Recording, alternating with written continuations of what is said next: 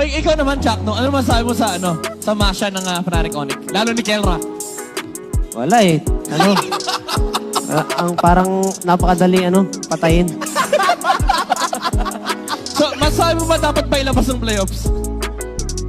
Tapon na yun sa basurahan. Dapat pinauna sa shop. Dapat pinauna sa shop. Okay, Kel, grabe no.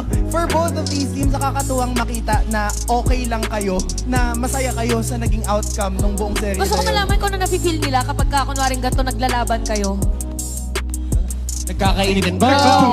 Ikaw ba na-excite ka? Magkikita ulit kami ng dati kong pinoprotektahan. Mga ganun. Wala, normal lang sa akin, kahit sino.